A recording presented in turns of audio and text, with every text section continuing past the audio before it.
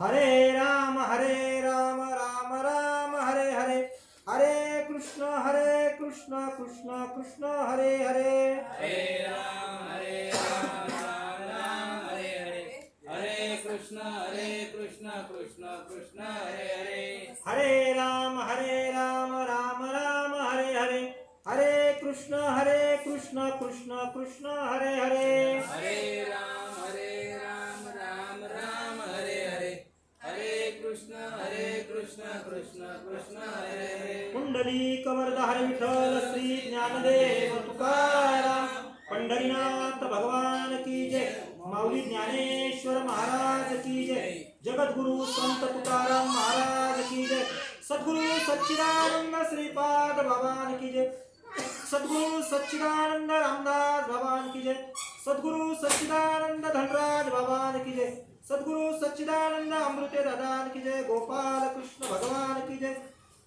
शिव गोरक्षनाथ महाराज की जय, गुरुर् ब्रह्मा गुरुर्विष्णू गुरुर्देव महेश्वरा गुरुर् साक्षात परब्रह्म तस्मै श्री गुरुवे नमः।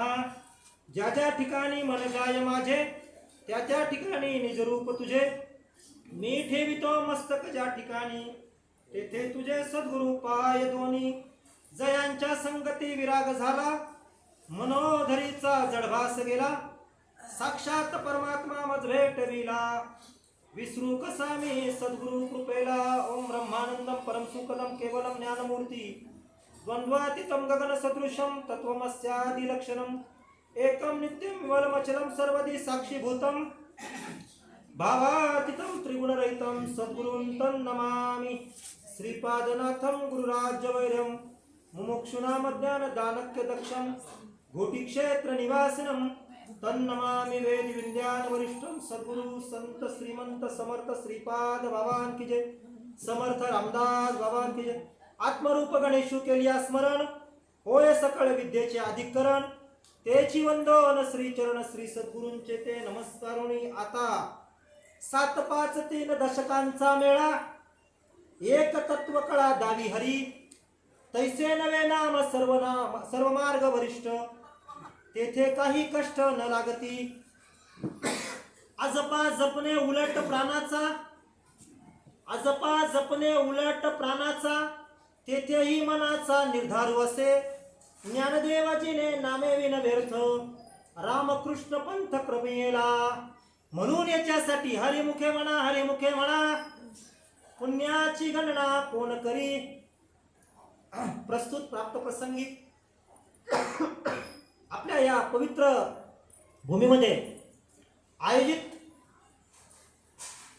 एक हरिनाम हरिपाठ विवरणपर एक प्रवचन मालिका, आणि या मालिकेतील आजची ही 23व्या दिवसाची किंवा 23व्या क्रमांकाची सेवा सद्गुरुनाथाच्या कृपेनं,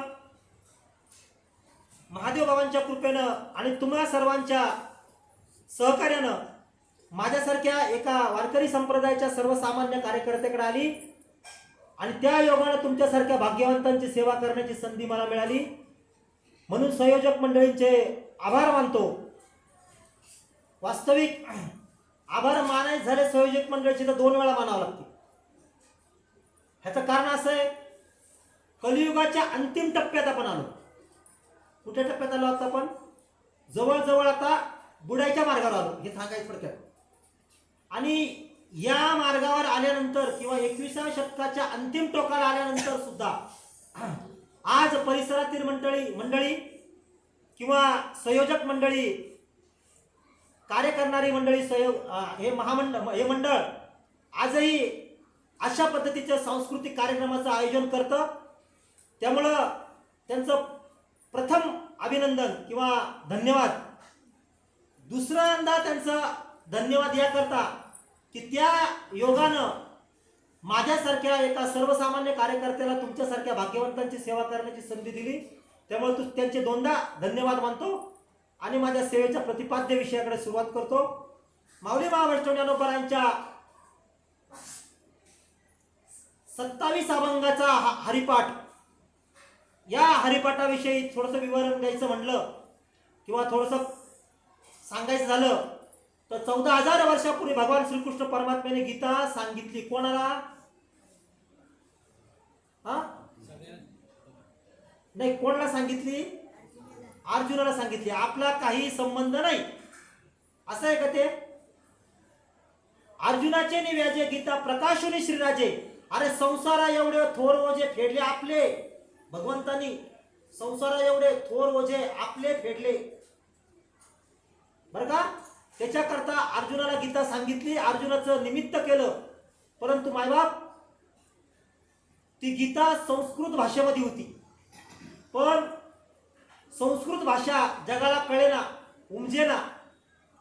अजूनही त्याच्यापेक्षा वेगळं सांगायचं झालं तर ही संस्कृत भाषा मुठभर लोकांची मक्तेदारी झाली होती. एकदम रोखठोक भाषेत सांगायचं झालं तर ज्याला ती भाषा अवगत होती, ज्ञानाची संपत्ती त्याच्याकडेच होती. म्हणजे सर्वसामान्य जीव या ज्ञानापासून वंचित राहिला होता, दूर राहिला होता. पण बरं झालं, तुमच्या आमच्या जननीला जाग आली आणि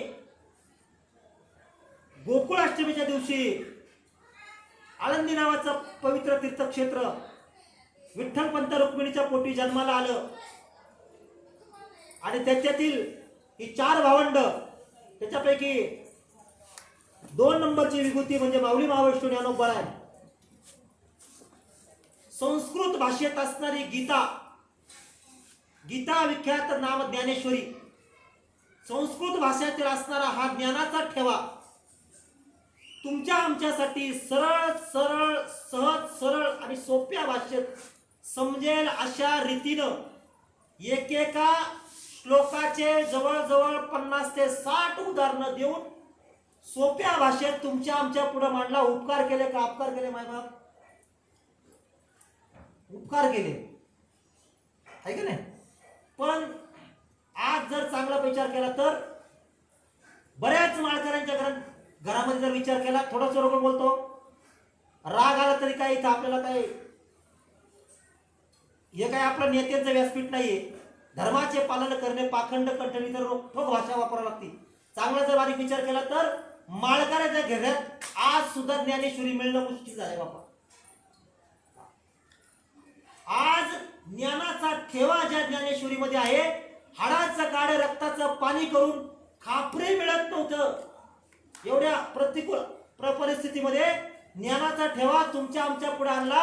उपकार केले का अपकार केले? आपल्यावर उपकार केले. पण ज्ञानेश्वरी सारखा 350 ते 400 रुपयाला मिळणारा ग्रंथ आपल्या घरामध्ये औषधाला सुद्धा मिळणार का नाही? आणि आपलं पासबुक जरी मिळाला तरी बघा, एखाद्याच्या घरात गेलं ना, ताई ज्ञानेश्वरी काढून द्या, ताई आडगळ वर जाती, त्या माळ्यावर जाती. बघा, वयानं ज्ञानाला श्रेष्ठ मंडळी समोर बसलीत. वास्तविक तुम्हाला कुठल्या प्रकारचं मार्गदर्शन किंवा कुठल्या प्रकारचं उपदेश करण्याचा माझा हेतू नाही, परंतु जे जे आपणाशी ठावे ते इतरांशी सांगावे, शाने करून सोडावे सकळ जग, किंवा बुडते हे जग न देखावे डोळा येतो कळवळा म्हणून या. बघा, ज्ञानेश्वरी त्या ताईला सांगितली तर आडगळीच्या खोलीत जाती, वरतून ती बांधलेली ज्ञानेश्वरी कुठेतरी सापडी. ती जवळजवळ 15-20 मिनिटात सापडवायला बरं का. आणि ती ज्ञानेश्वरी घेऊन येते, तिच्यावर बळी धूळ साठलेली असती. बघा, ही आपली मंडळी. अरे ज्ञानाचा ठेवा ज्याच्यामध्ये आहे ते धूळखात पडले. आणि हजारोच रुपये पासबुक मध्ये असतात. कुठं असतं ते? कुठं असतं ते? खरं सांगा, प्रत्येकाच्या घरातली फॅक्ट आहे, वस्तुस्थिती आहे. हजारोच रुपये पासबुकामध्ये असतील किंवा एटीएम कार्ड मध्ये असतील, लॉकरच्या आतमध्ये, आहे का नाही? मग कशाला जपायचं आणि कशाला ठेवायचं? इथून सोडण्याची जर वेळ इथून येत असेल तर दुर्दैव या महाराष्ट्राचं. बघा, आतापर्यंत जर इतिहास पाहिला तर चांगल्या गोष्टी आपल्यालाच पटल्या नाहीत. खरं आहे का नाही? चांगल्या गोष्टी आपल्याच लोकांना पटत नाहीत. मी थोडं वाईट बोलणारा माणूस आहे. बघा, हे लहान लेकरू आहे, लहान लेकरू, हे जर उद्या मंदिरामध्ये हरिपाठ करायला आलं ना, हरिपाठ करायला, तर घरातले जाऊन देत नाहीत. ए कुठे चालला? आणि तेच जर तिकडे वाजायला लागलं ना, तर ते घरात आग आळतो, त्याला म्हणतील चल तुला नाचायला नेतो. म्हणजे चांगल्या गोष्टी आपल्याला पचत, बस कबूल करून मोकळे झाली मंडळी. चांगल्या गोष्टी आपल्याला पचत नाही. बघा, तरीही 700 श्लोकांची गीता माऊली ज्ञानोबा यांनी 9033 ओव्यांमध्ये परिवर्तित केली किंवा ट्रान्सलेट केली, भाषांतरित केली, सहज समाजाला समजावयाच्या करता. तरी सुद्धा ही मुठभर लोकांची मक्तेदारी झाली बरं का. ही प्राकृत भाषा सुद्धा, मराठी भाषा जर पाहिली तर ही मराठी ही खरी आपली प्राकृत भाषा आहे बरं का. खरी आपली भाषा प्राकृत भाषा ही आपली खरी मराठी भाषा आहे. बघा काय एक एक शब्द माऊली ज्ञानोबा यांनी शिव टाकला. या मराठीची नगरी, अरे ब्रह्मविद्येचा सुकाळ करी, घेणे देणे सुखची वरी होऊ दे या जगाला. बघा, सुकाळ झाला का दुष्काळ झाला भाऊ? ब्रह्मविद्येचा सुकाळ व्हायला पाहिजे ना, सुकाळ व्हायला पाहिजे ना. हा, हे मराठीची नगरी ब्रह्मविद्येचा सुकाळ करी. आता सुकाळ आहे का? खरंच सुकाळ आहे? हा, नाव नाही घेत मी संप्रदायाचं. आमच्याकडे या कुंडलिनी जागृत करून मिळेल. हा, आमच्या मंडळाला, आमच्या बाबाला 1500ची देणगी द्या. सुकाळ म्हणायचं का दुष्काळ म्हणायचा? हा, अरे चौथा अध्याय जर पाहिला ज्ञानेश्वरीचा, सहज जीवाला साध्य करता येतं. सहज, किती सोपा परमार्थ संतांनी करून ठेवला. मुखी नाम हाती मोक्ष. रोकडा व्यवहार या रोकडा, वैष्णवांचा माल करा तुरतुरा वस्तूशी. एवढा रोखोक परमार्थ आपल्याकडे आणून ठेवला. बघा, एक महान साधू एका पुस्तकामध्ये लिहितात. बघा, ते म्हणतात, मला जर मरण यायचं झालंच, मरण अटळच आहे ते म्हणतात, पण जर मला मरण यायचं झालं तर माझी अशी इच्छा आहे की मी आळंदीच्या तीर्थक्षेत्राच्या जवळ येऊन मरावं. कोणाची इच्छा? एका महान साधूची, महाराष्ट्राच्या बाहेरचे बरं का, मी नाव नाही घेत. हा, ते सांगतात पुढं. हा, त्याच्याही पलीकडे उदाहरण सांगतो. बघा सर, कधी जर द विंग्स ऑफ फायर हा ग्रंथ तुम्ही जर आत्मवृत्त जर एपीजे अब्दुल कलामांचं जर ऐकलं, वाचलं तर जरूर वाचा. त्याचा मराठी अनुवाद मिळतो, अग्निपंख नावाचं पुस्तक. त्या अग्निपंख पुस्तकामध्ये त्यांचा एक मित्र त्यांना विचारतो की बघा, ज्यांनी हा ग्रंथ लिहिलाय ते कोण आहेत? एक सायंटिस्ट आहे, सायंटिस्ट, मिसाईल मॅन. बघा, एक समोर तुम्हाला ज्वलंत उदाहरण देऊन सांगतो. बघा, त्यांनी सायंटिस्ट होते, शास्त्रज्ञ होते, विचारवंत होते आणि मिसाईल मॅन होते. एवढंच नाही, भारताचे पहिले नागरिकत्व ज्याला राष्ट्रपती म्हणतात, ते राष्ट्रपती पद भूषवणारी व्यक्ती होती. आणि विशेष सांगू का तुम्हाला, विशेष म्हणजे मुस्लिम समाजाची व्यक्ती होती. पण त्यांचा मित्र त्यांना त्या पुस्तकामध्ये विचारतात, सर हे जर अग्नी नावाचं क्षेपणास्त्र तयार झालं तर कोणत्या दिवशी तुम्ही अवकाशात सोडाल? कोणत्या दिवशी तुम्ही अवकाशात सोडाल? त्यावेळेला एपीजे अब्दुल कलाम सर उत्तर देतात, 365 दिवसापैकी देवशैनी एकादशी एवढा सुंदर मुहूर्त नाहीये. कोण सांगते? Doctor APJ Abdul Kalam sir, एक मुस्लिम समाजाचं व्यक्तिमत्व, भारताचं राष्ट्रपती पद घोषवणारी व्यक्ती, मिसाईल मॅन, शास्त्रज्ञ सांगतायत की देवशैनी एकादशी, आषाढी एकादशी सारखा सुंदर मुहूर्त मला सापडत नाही. आणि त्याच एपीजे अब्दुल कलामांना शेवट कोणत्या दिवशी झाला हो? एपीजे अब्दुल कलाम सर कोणत्या दिवशी गेले माहित असेल तर नोट करून ठेवा. आषाढी एकादशी दिवशी एपीजे अब्दुल कलामांना मरण आलं. बघा, याला म्हणतो निष्ठावंत भाव. आणि आपण मरण मागतोय. बघा, एवढ्या पवित्र दिवशी त्यांना मरण यावा काय? आणि एवढा सुंदर ठेवा ज्ञानोबांनी या समाजाला हेच येण्यासाठी किंवा याच गोष्टी समाजाला कळण्यासाठी, समाजाला गळी उतरण्याकरता ज्ञानोबांनी 700 श्लोकांची गीता 9033 ओव्यांमध्ये. आताशी फक्त काय चाललंय, हे प्रस्तावना झाली बरं का, अजून आवकाकडे आपण आलेलं नाही. बघा, 9033 ओव्यांमध्ये आणली, तेही समजाना म्हणून 27 अभंगाचा हरिपाठ ज्ञानेश्वरीचे सार या ग्रंथामध्ये आणले. आणि त्याच 27 अभंगाचा छोटासा ग्रंथ ज्याला हरिपाठ म्हणतात, सहज लोकांना समजेल एवढ्या सोप्या भाषेत सांगितलं. नामा प्रत्यय तत्व नाही रे अन्यथा, वाया अनेक पंथा जाशी जरी. आणि याच अभंगाच्या शेवटच्या वेळी सांगतात ते ज्ञानदेव जिने, काय ज्ञानदेव जिने नामे विन पुरुषार्थ असं म्हटलं का त्यांनी? हा, ज्ञानदेव जिने नामे विन लय मोठा पुरुषार्थ का? अरे नामे विन व्यर्थ. व्यर्थ म्हणजे काय? ते म्हणतात त्यांना याच भाषेत सांगायचंय की नाम नसन तर तुकोबाराय सांगतात नाही तरी काय थोडी श्वान सुकुरे बापुडी. मुखात नाम नसल तर तुकोबाराय उदाहरण देतात नाही तरी काय थोडी श्वान सुकुरे बापुडी. श्वान म्हणजे कोण? श्वान म्हणजे कोण? मला माहिती आहे तुम्हाला वाईट खोडे. पुढची मंडळी बोलले नाही ना, तर आता मला सांगितलंय 10:30 टायमिंग. मी कदाचित उद्या सकाळी 10:30 पर्यंत सुटेल बरं. डायरेक्ट तुम्ही उठायला ड्युटीला जाईल. हा, तुम्ही बोललात तर 10:30.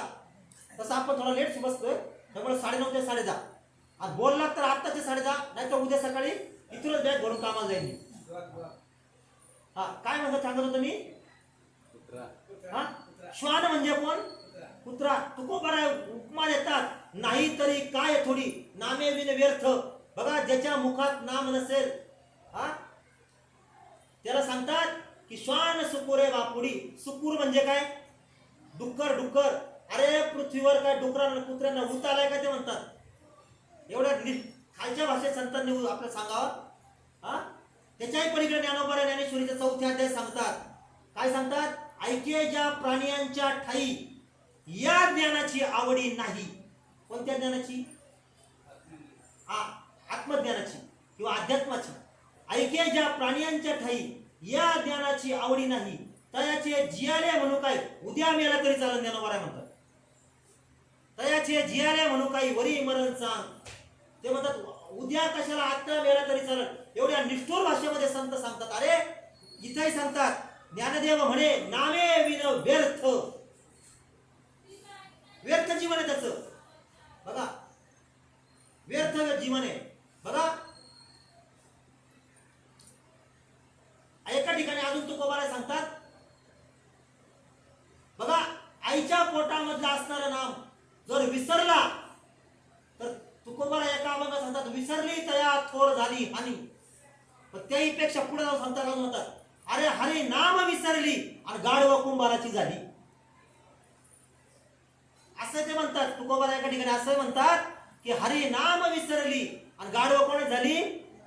हो, एवढं तुकोबाराय ओढून जगाला सांगत होते. एक उदाहरण तुम्हाला सांगतो आणि आपल्या मूळ विषयाकडे येतो बरं का. एवढं तुकोबाराय ओढू ओढू सांगत होते महाराज.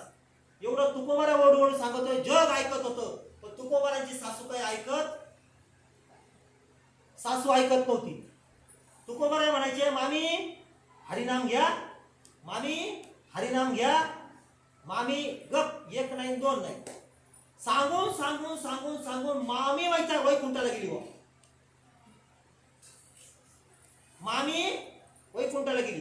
कालांतराने तैसे जीर्ण वस्त्र सांडीचे मग नूतन विडीचे तैसे देहांतरात स्वीकारायचे चैतन्यनाथ या न्यायानं मामीचा देह एका गाढवाच्या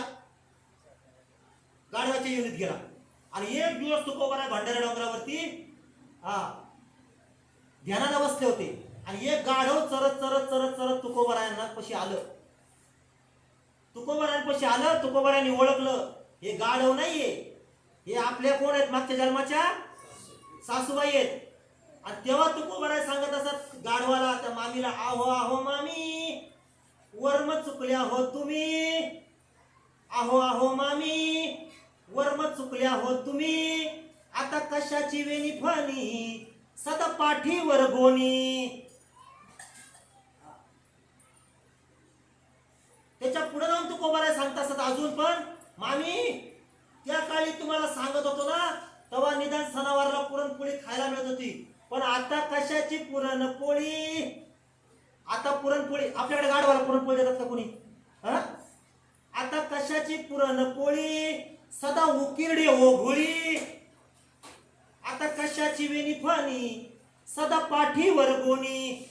बघा, ऐकत नव्हते तुकोबारायांच्या मामी. गाढवाच्या जन्माला जावं लागलं. म्हणून बापा हो, पुढचा जन्म जर आपल्याला योग्य मिळायचं असेल किंवा या जन्म मरणाच्या रहाड गाडग्यातून जर बाहेर पडायचं असेल तर तुकोबाराय किंवा ज्ञानोबारायांचं ऐकावं लागेल आपल्याला. म्हणून ज्ञानोबाराय सांगत असतात की बाबा रे आता तरी मागे झाले पाहू नका. तुकोबाराय म्हणतात पुढे जामीन आहे तुका. हा कालपर्यंत आपण असं पुसत होतो ऐका नाही असं, आता रुमाल वापरतो. निदान आता तरी पुढे जागा व्हा. म्हणून तुकोबा ज्ञानोबाराय सांगतात ज्ञानदेव जिने नामे विन व्यर्थ. आणि म्हणून निदान काही नाही जमलं तर इकडे तरी या म्हणून सांगतात रामकृष्ण पंथ क्रमीला. अरे राम आणि कृष्ण ज्या मार्गाने गेले ना बापा त्या मार्गाने जा. त्या मार्गाने गेल्यानंतर किमान किमान किमान किमान पुण्याचा साठा होईल. आणि पुण्याचा साठा झाल्यानंतर हरिनामाची प्राप्ती होईल. पण महाराज हरिनामाची प्राप्ती झाल्यानंतर ते हरिनामाची रीत घेण्याची रीत आम्हाला कोण सांगेल. आणि त्याची माहिती यथार्थ माहिती करून देणारा आजचा हा अभंग आहे. आता पण ऐकलं काय झालं ते प्रस्तावना. आता झाली सुरुवात खऱ्या अर्थानं बरं का. बघा ज्ञानोबाला सांगत असतात या अभंगामध्ये की बाबा रे नाम मिळाल्यानंतर नाम घेण्याची एक रीत आहे. त्या कोणत्या रीतीने घ्या. बघा परमार्थ हा रीतीचा आहे. परमार्थ चालीचा नाही. एक साधं उदाहरण सांगतो. बाळा तू शाळेत कितीला आहेस? आता 6वीला जाशील. मग इथून मागं 5वीत होता ना. मला एक साधं उदाहरण दे. तुझ्या अभंगामध्ये तुझ्या अभ्यासामध्ये एखाद्या कवितेला जर तू चाल लावली काय काय गोड चाल लावली तर तुला मार्क मिळतील का त्या कवितेचा अभ्यास करून त्याचे प्रश्नोत्तर सोडवल्यावर तुला मार्क मिळतील? आहे का नाही? ती कवितेचा अर्थ जर तू प्रश्नोत्तर सोडवली त्या कवितेचा अर्थ समजून घेतला तर मार्क तुला मिळतील. आहे का नाही? आणि कवितेला चाल लावली तर मार्क मिळणार. आपला परमार्थ आता कशात चाललाय? चालीत चाललाय का रीतीत चाललाय? हा खरं सांगा. मी चालीच्या विरोधात बोलणारा माणूस नाही. पण काही ठिकाणी चालीला गरज आहे, काही ठिकाणी रीतीची सुद्धा गरज आहे. बघा काही ठिकाणी चालीची गरज आहे. बघा चाल कशासाठी? कानाला गोड ऐकण्यासाठी. बघा चाल कशासाठी? आणि काही ठिकाणी रीतीची पण गरज आहे. बघा एका राजाचा महाल जळत होता आणि राजाने त्याच्या अगोदरच्या दिवशी एक सुंदर गायन ऐकलं होतं. राजाला गायन खूप आवडलं. गायन आवडल्यानंतर राजाने फतवा काढला किंवा काय म्हणतात त्याला दौंडी काढली. दौंडी दिली का उद्यापासून आपल्याकडे गावामध्ये आपल्या राज्यामध्ये कुणीही गद्यात बोलायचं नाही, सगळ्यांनी पद्यात बोलायचं. पद्यात म्हणजे कळलं तुम्हाला? कवितेतून बोलायचं. हा गाऊन बोलायचं असं ठरला. नियम निघाला. नियम निघाल्यानंतर 2-3 दिवस गेले.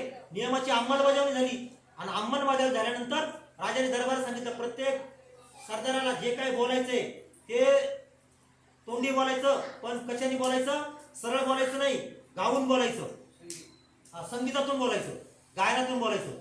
एक दिवस झाली ना राजाच्या माला आग लागली. राजाच्या माला आग लागली. सरदार सांगायला आला. सरदाराने पहिला आलाप लावला 15 मिनिटं आणि त्याच्यानंतर सांगितलं म्हणे महाराज तुमच्या मालाला आग लागली. राजा म्हटलं हे पहिलं नीट सांग.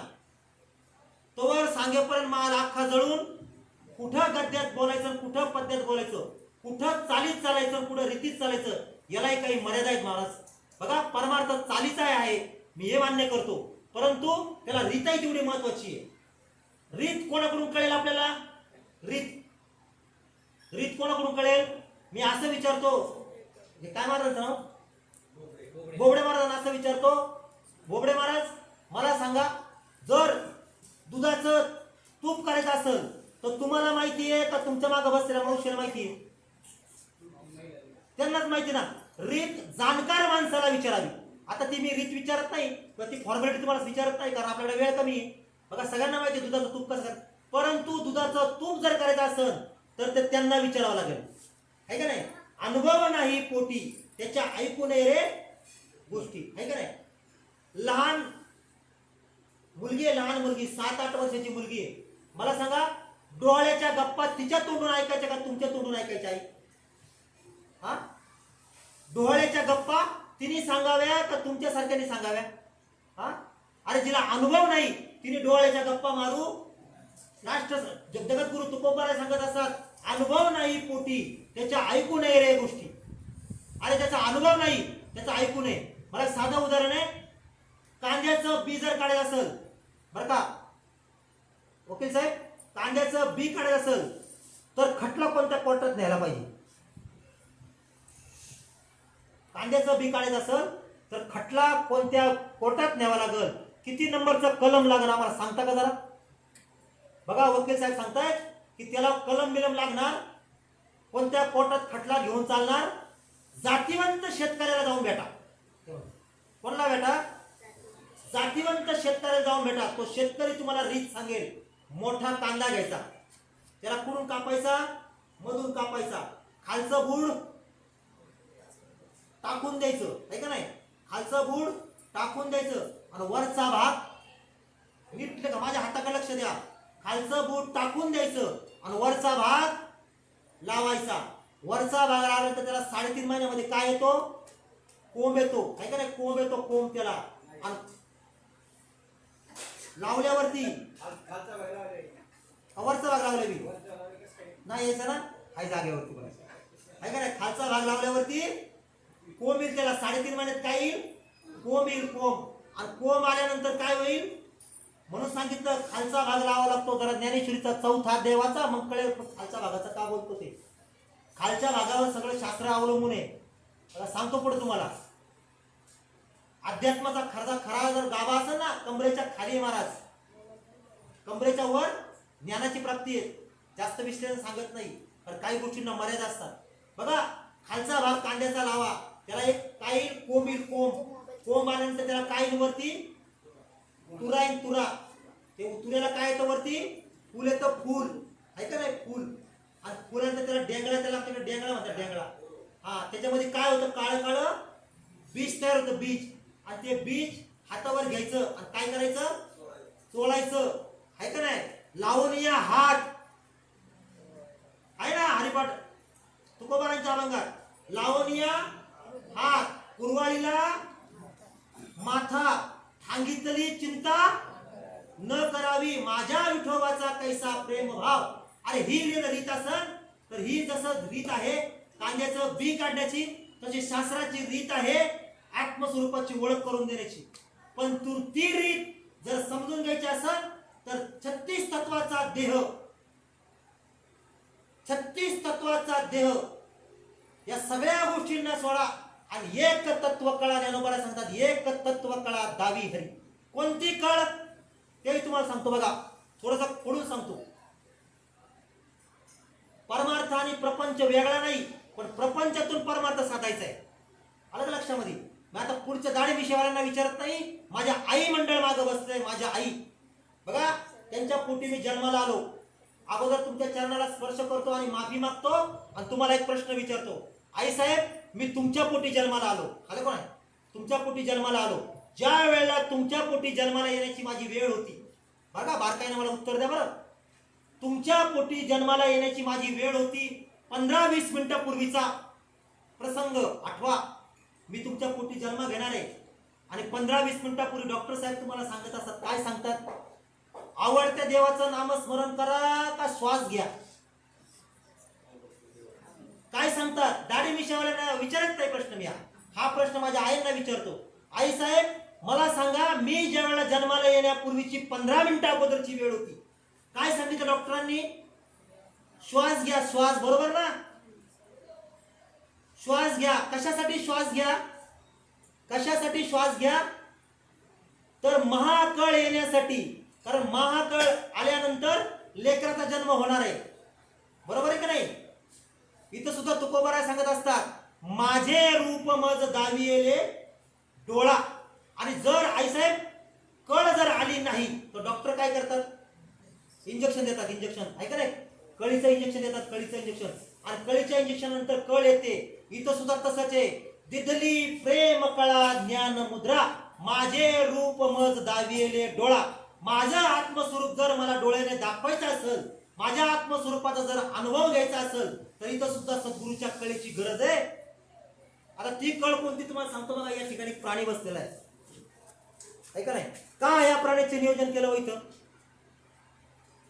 या प्राण्याचं नियोजन तिथं का केलं आम्हाला काय माहिती, पीछे शायद आगे धकाया, हमें क्या मालूम कौन था. बघा त्या ठिकाणी तो प्राणी आहे का नाही. तो प्राणी का त्या ठिकाणी प्रत्येक मंदिरामध्ये त्या प्राण्याचं नियोजन करतात.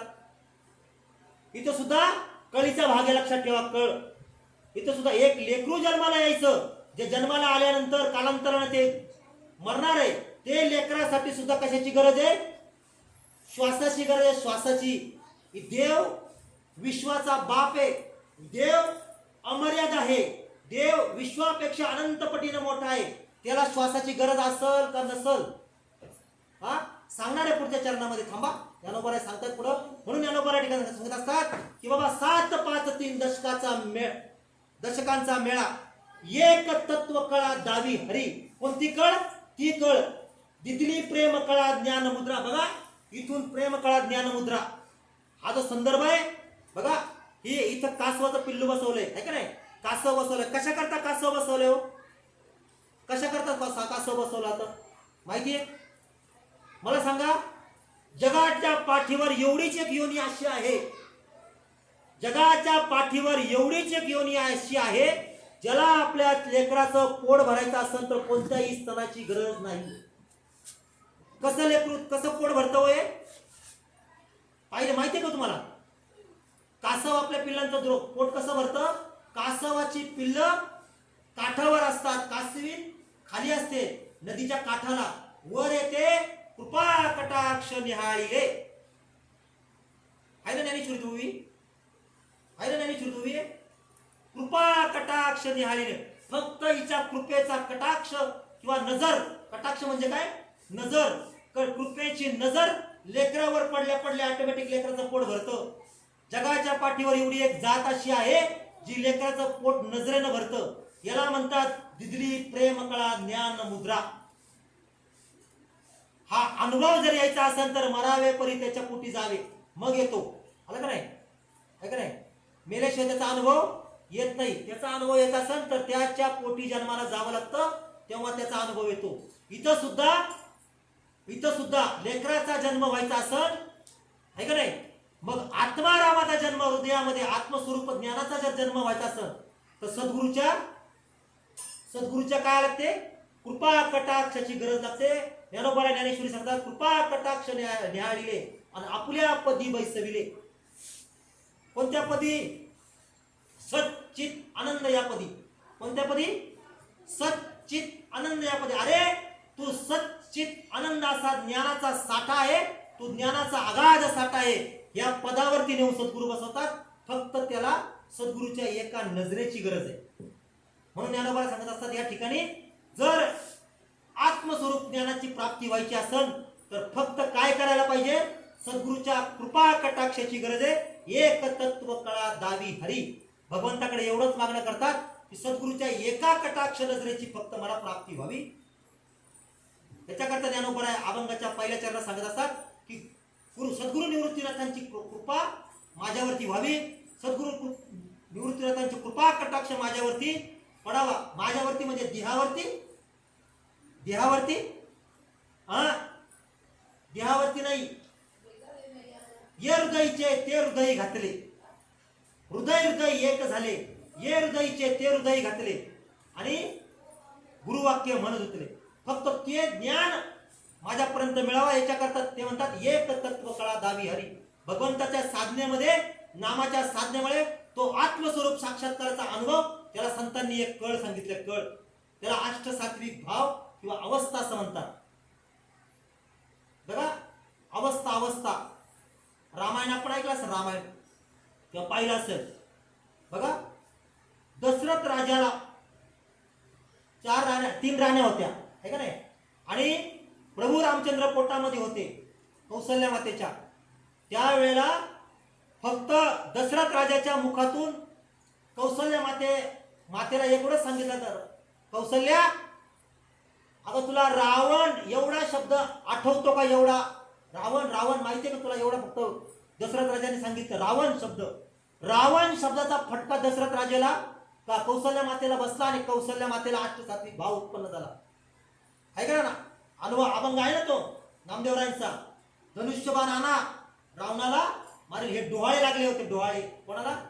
डोहाळे लागणे ही सुद्धा अष्टसात्विक भावाची एक प्रकार आहे का नाही? जिजाऊ साहेबांना डोहाळे लागले होते, आहे का नाही? जिजाऊ साहेबांना डोहाळे लागले होते. कशाचे डोहाळे लागले होते? आम्हाला डोहाळेच लागत नाही हो. डोहाळे लागण्याकरता त्यावेळेला ते ज्ञान त्या काळचं ज्ञान बघा, ते ज्ञान सद्गुरूकडून शुद्ध स्वरूपाचं ज्ञान साधकाला जर प्राप्त झालं तर साधकाला सुद्धा तशा पद्धतीचे डोहाळे लागतात किंवा तशा पद्धतीचं ज्ञानाची प्राप्ती होते. फक्त त्या योग्य रीतीने जायला पाहिजे. म्हणून या ठिकाणी अनुभव सांगतात की बाकी काही नको, एक तत्व कळा दावी हरी. आणि मग बाकी ते नाम कसं आहे? तैसे नवे नाम सर्व मार्ग सुलभ. मग बाकी मी नेहमी सांगत असतो, गणित सोडायचं असेल तर गणित जास्त खटाटोप करून चालत. काय लागतं फक्त गणितामध्ये? सूत्र लागतं, सूत्र, आहे का नाही? समीकरण सोडायचं असेल तर काय लागतं? सूत्र लागतं, सूत्र. हा, परमार्थाचं सूत्र एवढंच महाराज. काय? एकच सूत्र आहे परमार्थामध्ये. स्वतःची सोडवणूक जर करून घ्यायची असेल ना तर एकाच सूत्राचा अभ्यास करा, बाकी काही करू नका. 17 सूत्र चालतात गणितामध्ये. पायथागोरसचा प्रमेय, बाबा बाबा कसोटी, बाकोबा कसोटी, कोबा को आहे ना आपल्याला. हा, तसल्या 17 सूत्र लागतात का एकच सूत्र लागतं? ज्या पद्धतीचं गणित सोडवायचंय त्या गणिताला एकच सूत्र कारणीभूत आहे. तसं ज्ञानोबाला सांगतात की या ठिकाणी तैसे नवे नाम सर्व मार्ग वरिष्ठ. तेथे काही कष्ट न लागते, तेवढं फक्त एक सूत्र. सूत्र जर बघा, साधा अजून एक उदाहरण सांगतो. हे इथं दुकान आहे, आपलं दुकान, आणि ह्या बारक्या पोराला 2 रुपयाच्या दोरीचा दोरी आणायला सांगितलं, 2 रुपयाचा दोऱ्याचा बंडल आणायला सांगितलं, दोऱ्याचा बंडल. आणि याच्यात त्या लेकराने काय केलं? दोऱ्याचा बंडलचा गुंता झाला, गुंता. तो गुंता जर सोडत असेल तर आपल्या किती शेडे हातात यावे लागतात? तो 17 शेडे हातात धरून चालेल का? एकच शेडा लागतो, एकच शेडा.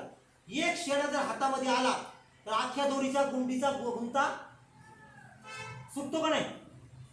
अख्ख्या दोऱ्याच्या गुंडीचा गुंता जर सोडत असेल तर फक्त एकाच शेड्याची गरज आहे. अख्खं गणित जर सोडत असेल फक्त एका सूत्राची गरज आहे. तसं ज्ञानोबाला सांगत असाल की बाबा रे, जीवन मरणाचं सूत्र जर सोडत असेल, गणित जर सोडत असेल तर त्याला फक्त एकाच सूत्राची गरज आहे. आणि ते सूत्र म्हणजे नामापरते तत्व नाही रे अन्यथा.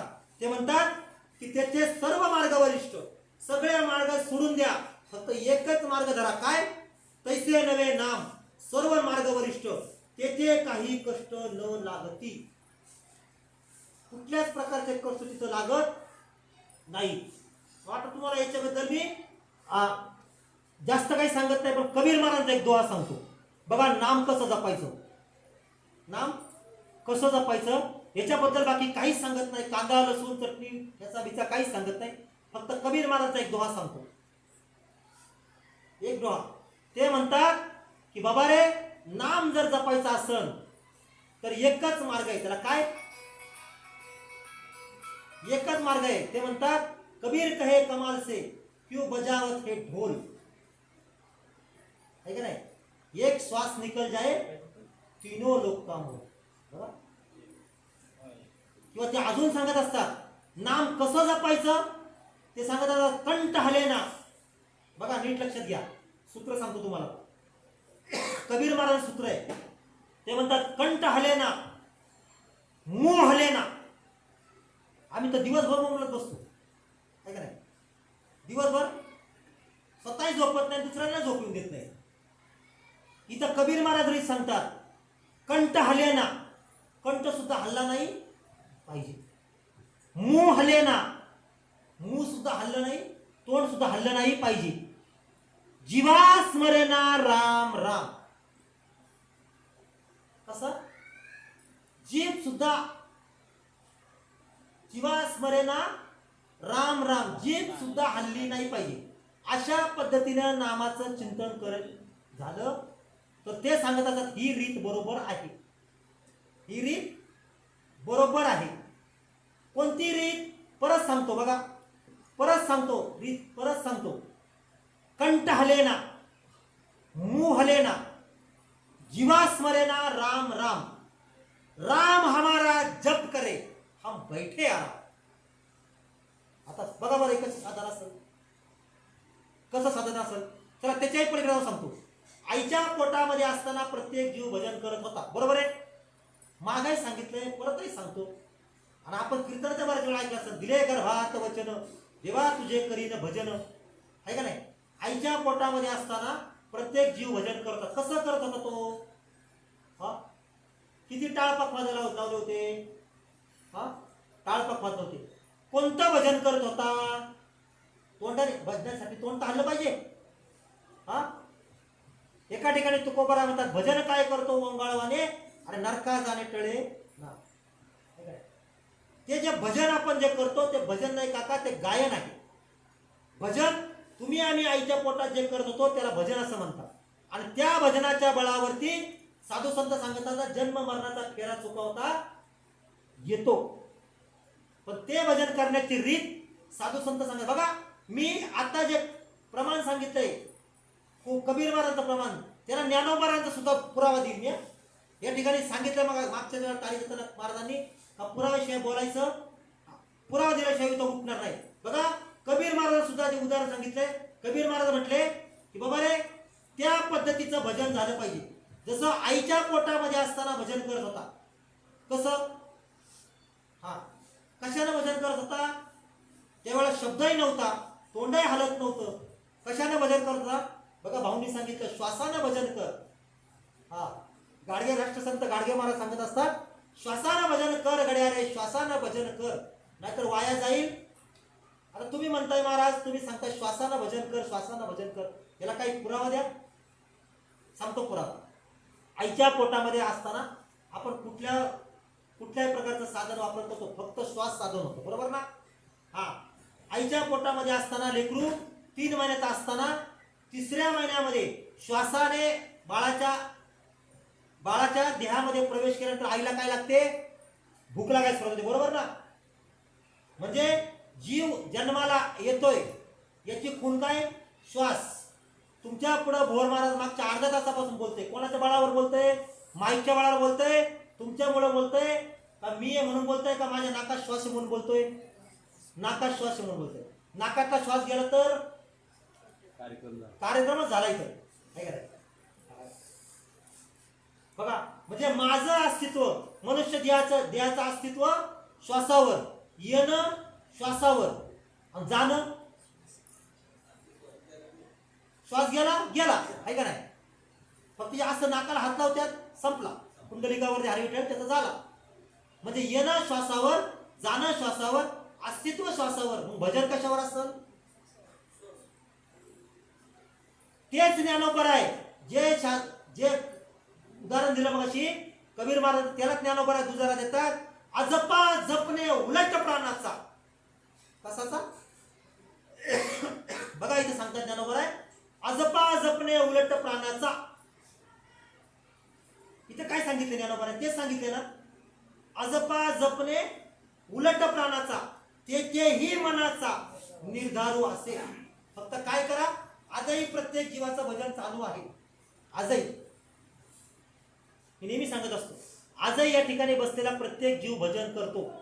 पुरावा सांगतो ज्ञानेश्वरी 4था अध्याय 11वा श्लोक, देख सकल मनुष्य जात स्वभाव ताच भजनशील, झाले असे केवळ माझ्या ठाई, परी ज्ञाने वीन नासले.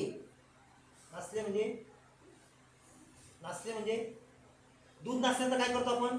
त्याचं पनीर करतो. भाग वेगळा आहे. श्री म्हणाल महाराज दूध नासल्यावर पनीर करतो, आहे का नाही? कालवण नासलं, भाजी नासलं, काय करतो आपण? टाकून घेतो. म्हणजे नासले म्हणजे टाकाऊ झाले. बघा इथे ज्ञानोबर आहे म्हणतात, ज्ञाने वीन नासले म्हणजे टाकून द्यायच्या लायकीचे झाले, असं ज्ञानोबर आहे म्हणतात. बघा ज्ञान नसेल तर देख सकळ मनुष्यजात स्वभाव ताज भजनशील. नाकातला श्वास चालू आहे, 21,600 वेळा तो भजन करतोय, पण ज्ञानेवीन नासले. बरोबर म्हणतात काय? ज्ञानेवीन वाया गेली. ज्ञान नसेल तर त्याच्याविषयी ज्ञान नसेल. अजून एक सांगू का? आपण रोज दत्ताच्या मंदिरामध्ये आरती करतो, आहे का नाही? त्रिगुणात्मक त्रयमूर्ती दत्त हा जाणा, त्रिभुवनी अवतार त्रैलोक्य राणा. नेती नेती शब्द नये अनुमाना. आजही प्रत्येकाच्या श्वासातून तो अनहत नादाच्या द्वारानं नेती नेती शब्द चालू आहेत. आजही प्रत्येकाच्या श्वास. पण दत्तप्रभूंच्या आरतीमध्ये सांगितले नेती नेती शब्द नये अनुमान. त्याचा अनुमान आपल्याला लागत नाही. अनुमान का लागत नाही? कारण याचं कारण आहे अनुमान लावून देणार आपल्या जीवनामध्ये आला नाही. बस एवढं त्याचं उत्तर आहे. अज्ञानी असणे गैर नाही. अज्ञानी असणे चुकीचं नाही. याचं कारण असं आहे ज्ञान करून देणारा जीवनामध्ये आला नाही, हे त्याचं उत्तर आहे. काय आपलं दुर्दैव? फक्त ज्ञानाची प्राप्ती करून देणारा जीवनामध्ये आला नाही, एवढंच दुर्भाग्य बस. आणि तो जीवनामध्ये आल्यानंतर बाकी ज्ञानोबाला सांगतात की बाबा रे, या ठिकाणी ज्या वेळेला तो त्याची प्राप्ती करून देतो, त्या ज्ञानाची प्राप्ती करून देतो, त्या नामाची प्राप्ती करून देतो, मग त्या ठिकाणी ही घेण्याची रीत कशी आहे? ते म्हणतात अजपा जपणे उलट प्राणाचा. उलटच का हो? आता परत प्रश्न, उलटच का? उलटच का? उलटच का? कारण परमार्थाची रीत अशी आहे, उलट आहे. बघा तुम्हाला पुरावा सांगतो. पोहता कोणाला येतं? पोहता येतं कोणालाच नाही. गाडी न येणे. बघा महाराष्ट्रात मी आजच सांगतो, महाराष्ट्रामध्ये अज्ञान कशाला म्हणतात? गाडी न येणे आहे का नाही, सायकल न येणे आणि पोहता न येणे म्हणजे काय? अज्ञान. बघा पोहता न येणे. पोहायचं जर असेल तर प्रवाहाच्या दिशेनं पोहावं लागतं का प्रवाहाच्या विरुद्ध दिशेनं पोहावं लागतो? मासा जो आहे, मासा प्रवाहाच्या दिशेनं पोहतो. वाहत जाऊ महाराज. मासा जो असतो, मासा प्रवाहाच्या विरुद्ध दिशेनं पोहतो. लक्षात घ्या. पोहायचं जर असेल तर विरुद्ध दिशेनं पोहावं लागतं. प्रवाहाच्या दिशेनं पोहल्यानंतर तो काय करतो? वाहत जातो. वाहत. आज आपण कसं पोहतोय? आज आपण प्रवाहाच्या दिशेनं पोहतोय. म्हणून आपण काय चाललोय? मला काहीच म्हणायचं नाही.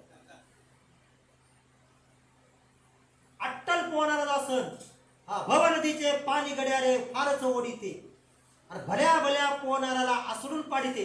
पोहायचं जर असेल तर जातीवंत पोहणारा असेल ना, तो प्रवाहाच्या विरुद्ध दिशेने पोहतो. याचं कारण आहे जीवनात जगायचं असेल ना तर त्याला माहिती आहे विरुद्ध दिशेनेच जावं लागतं. प्रवाहाच्या दिशेने गेलं तर पुढे भोवऱ्याचा अर्थ समजायचाच नाही. बघा जगण्याचा सुद्धा रीत आहे. विरुद्ध दिशेने चालला तर त्याला पोहता येतो. बर, उदाहरण क्रमांक 2. वाल्ल्या कोळ्याला नारद महर्षींनी काय म्हणायला सांगितलं होतं? राम राम म्हणायचं सांगितलं. मरा मरा म्हणायचं सांगितलं. हो दे तुमचं चालू द्या. राम राम का मरा मरा? राम राम सांगितलं. अजून तर निवडणूक घेऊ आपण एखादी. बघा सांगितलं होतं त्याला उरफाट्या नामाचा जप दिला होता. उरफाट्या नामाचा. त्याला मरा मरा नव्हतं म्हणायला सांगितलं. त्याला उरफाट्या नामाचा जप दिला होता. संताची रीत आहे. उरफाट्या नामाचा जप दिला होता. ज्याला मरा म्हणतात त्याला राम नाही म्हणता येणार का? जो मरा म्हणू शकतो त्याला राम नाही म्हणता येणार का? कोण सांगत होते काय माहिती, कोणत्या काळात ऐकला आम्ही का मरा म्हणायला सांगितलं. अरे पण ज्याला मरा म्हणायला सांगितलं त्याला मरा म्हणता येते, त्याला राम नाही म्हणता येणार का? त्याला उरफाट्या नामाचा जप दिला होता. सद्गुरू काय करतात? उरफाट्या नामाचा जप देतात. बघा आणि बोरिंग इथं उरफाट्या नामाचा जप दिल्यानंतर या ठिकाणचं जे असतं, एका ठिकाणी काय म्हणतात त्याला? ब्रह्मरंध्रावरचं कुठे न्यावं लागतं? त्याला आज्ञाचक्रावर न्यावं लागतं. त्याच्याकरता काय करावं लागतं? साधकाला उरफाट्या नामाचा जप द्यावा लागतो. आणि ती साधनेची रीत जे ते ज्ञानोबा सांगतात की अजपा जपणे उलट प्राणाचा, आणि तेथेही मनाचा निर्धार असे. अजून एकनाथ महाराजांचं प्रमाण ऐकू सांगू का तुम्हाला? अरे हेच प्रमाण ऐकलं आमचं अध्यात्म इंग्रजांनी ऐकलं आणि त्याचा विज्ञान करून सोडले. उलटा नाम जपत जग जाना वाल्मिकी. उलटा नाम. अजून एक रीती आहे नाथबाबांचं एक प्रमाण आहे त्याच्यामध्ये. नाथांच्या घरची उलटीच खून, पाण्याला मोठी लागली तहान, आजीबाई म्या नवल देखिले, आणि वळचणीचं पाणी आड्याला गेले. आहे ना हे प्रमाण? कधी विचार केला आम्ही या प्रमाणाचा? अरे संतांनी ओढून सांगितलं बाबा रे परमार्थाची रीत उलटी आहे. अजपा जपणे उलट प्राणाचा. फक्त ते उलट प्राणाचा जी रीत आहे ती रीत समजून घ्यायची असेल तर जाणत्या माणसाला भेटा. मी वारंवार प्रत्येक सेवेत सांगत आले, आता म्हटलं 4थी सेवा आहे माझी. 4थ्या सेवेत मी वारंवार सांगत आले आतापर्यंत, आणि तुला पुढच्या अजून काही सेवेमध्ये तेच सांगणार, दुसरं काही सांगणार. जाणत्या माणसाला भेटल्यानंतर जाणता माणूस तुम्हाला काय करील, ती रीत समजून सांगेल. कोणती रीत? कोणती रीत? अजपा जपणे उलट प्राणाचा, आणि तेथेही मनाचा. तर त्या ठिकाणी काय लागल? त्या ठिकाणी मनाचं तारतम्य ठेवायचं, किंवा मन बुद्धी चित्त अहंकार अंतःकरण चतुष्टय 4 अंग त्याच्यावरती एकाग्र करा, आणि त्याच्यावर एकाग्र केल्यानंतर मग बाकी आत्मस्वरूपाचा साक्षात्कार जीवनामध्ये झाल्याची राहणार नाही. फक्त जीवनामध्ये नामाची गरज आहे. तैसे नवे नाम सर्व मार्ग वरिष्ठ, आणि तेथे काही कष्ट, काहीच गरज लागत नाही, काही करणं. कारण मग सांगितलं का इंद्रियाने करायचा, हाताने करायचा. परमार्थ हाताने करण्याची रीत नाही, परमार्थ पायाने करायची रीत नाही. एक उदाहरण तुम्हाला सांगतो, सगळ्यांच्या परिचयाचं उदाहरण आहे. आणि काय तर वेळ संपत आली. बघा एक शेवटचं उदाहरण सांगतो. प्रभू भगवान श्रीकृष्ण परमात्म्याच्या जन्माच्या आम्ही बऱ्याच वेळेला कथा ऐकल्या असतील, आहे का नाही? बऱ्याच वेळेला कथा आम्ही ऐकल्या असतील, बऱ्याच वेळेला कथा आम्ही ऐकल्या. काल्याचे कीर्तन तर सर्रास ऐकले जातात, आहे का नाही? भगवान श्रीकृष्ण परमात्मा 8वा अवतार, 8 दिवसाचा जन्माला आले. जन्माला आल्यानंतर तो अभंगपणे नेई नेई मज गोकुळाला, नंदाच्या घराला सांगितलं. वसुदेवाला सांगितलं. काय सांगितलं वसुदेवाला? टोपलीत घाल आणि मला डोक्यावर घे, का डोक्यात घे?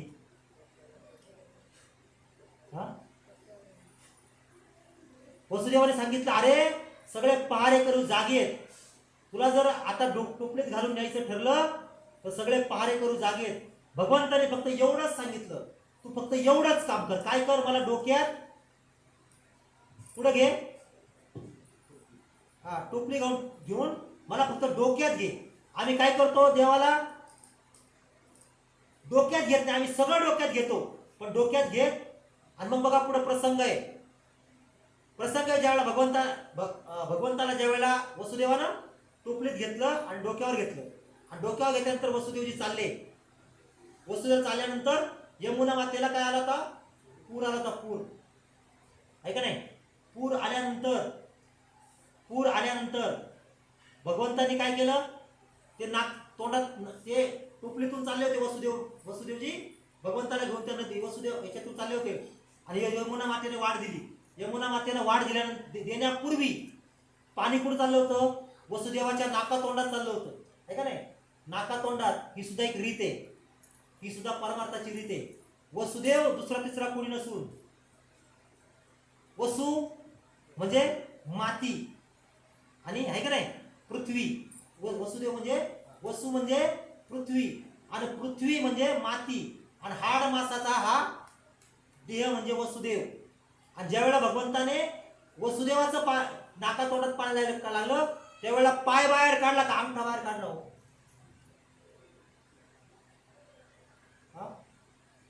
कथा सांगणारे आम्हाला सांगतात भगवंताने पाय बाहेर काढला. पाय नाही बाहेर काढला महाराज, अंगठा बाहेर काढला, अंगठा.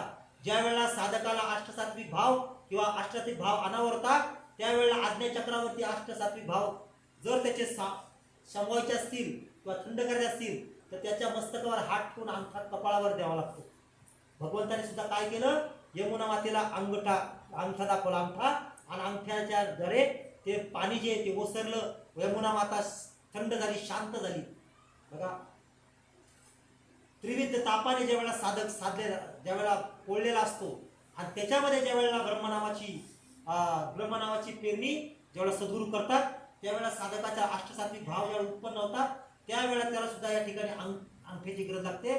तो शांत होण्याकरता त्रिविध तापाची करावया बळवण, किंवा त्रिविध तापाची झाडणी करायची असेल तर त्या ठिकाणी सुद्धा अष्टसात्विक भाव उत्पन्न होतात. साधकाला काय करायचं त्या ठिकाणी?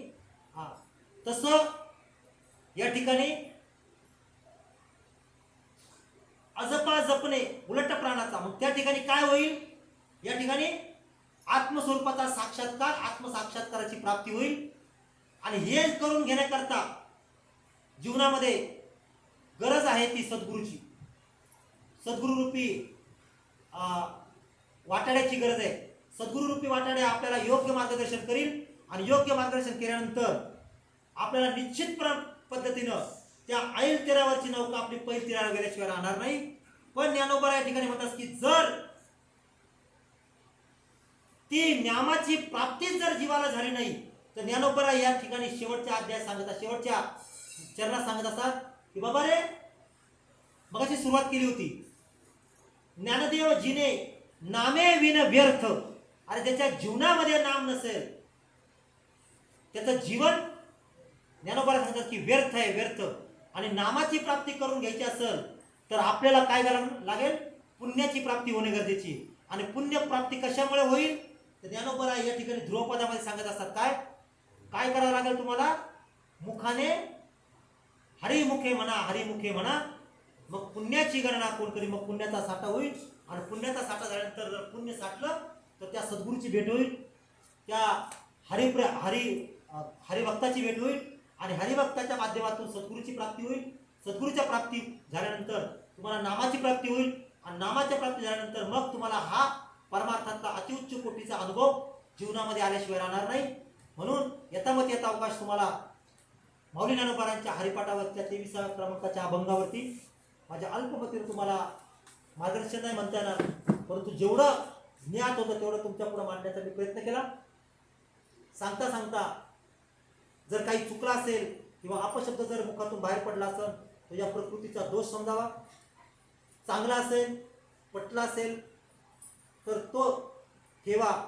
माझ्या ज्ञानोबारांचा होता, जगद्गुरु तुकोबरायांचा होता, सद्गुरु सच्चिदानंद श्रीपाद बाबा चव्हाण, रामदास बुधवारी गुरुवारी अमृतदादा, गुरुवारी धनराजी बाबा, समर्थ सद्गुरूंचा ठेवा होता. तो माझ्या यथावत यथावत तुमच्या पुढे मांडण्याचा प्रयत्न केला. जाता जाता पुन्हा एकदा सर्वांना एवढंच सांगेल की कंठी मिरवा तुळशी, व्रत करा एकादशी, पवित्र अशी तुळशीची माळ गळ्यामध्ये घाला. भगवंताचं अनादिकालचं नाम जीवनामध्ये समजून घ्या. कारण हा जन्म परत फिरून जर तुम्ही मागितला, भगवंताकडे सांगितलं का बरे याच्या बदल्यामध्ये देव सांगेल तुम्हाला मेरुतुल्य पृथ्वी दिदले सुवर्ण. काय? मेरुतुल्य पृथ्वी, मेरू पर्वता एवढं आणि पृथ्वीच्या भारा एवढं जरी सोनं तुम्ही भगवंताला दिलं आणि सांगितलं की एक क्षणात परता मला नर द्या, तरी दिला जाणार. म्हणून शेवटची पाळी एक मनुष्य जन्म, चुकली यावर मग फेरा पडे. यथामती अवगत तुमच्या पुढे सांगण्याचा प्रयत्न केला. ही झालेली सेवा तुमच्या सारख्या देववृंदा आत्म्याच्या चरणी समर्पित करतो आणि भगवान पांडुरंग परमात्म्याच्या चरणी सद्गुरूच्या चरणी समर्पित करतो. सेवेला याच ठिकाणी पूर्ण विराम देतो. कुंडली कमरधारी विठ्ठल श्री ज्ञानदेव तुकाराम पंढरीनाथ भगवान की जय. माऊली ज्ञानेश्वर महाराज की जय. जगद्गुरु संत तुकाराम महाराज की जय. सद्गुरु सच्चिदानंद श्रीपाद भगवान की जय.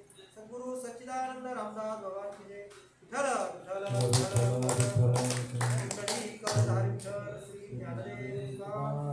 पंढरीनाथ भगवान की जय. माऊली ज्ञानेश्वर महाराज की जय. संत तुकाराम महाराज की जय. गुरुनाथ महाराज जीव कोटी गोरक्षक नाथ महाराज की जय. आता विश्वात्मक देवे येणे वांगे तोषावे, द्यावे पसार दान जयकरांची व्यंकटी सांड, तया सत्कर्मे रती वाढ, भूतान जीवांचे भूतांचे तिमिरदाव, विश्वसधर्म सूर्यपाव, जो देवांची लतवते लाव प्राणी जात, तसे सफळ मंडळी ईश्वर निष्ठांची मांडी आहे. अनवर्थ भूमंडळी भेट तू होता, तया आरोह चेतना चिंतामणीचे गाव, बोलते अर्णव पियुषांचे मनमेचे लांछन, मार्तंड जेता पळीन, ते सर्व आई सदा सज्जन सोययोग, बिंबवना सर्व सुखी, पूर्ण होई निरोगी, भजितो आदि पुरगी कांडी, भजिजीवे विशेष योगी, दृष्टान दृष्टी विजय मने श्री विश्वेश्वराओ, आओ ज्ञान पसाओ, येणे वरे ज्ञानदेव सुखिया झाला, येणे वरे ज्ञानदेव सुखिया झाला, येणे वरे ज्ञानदेव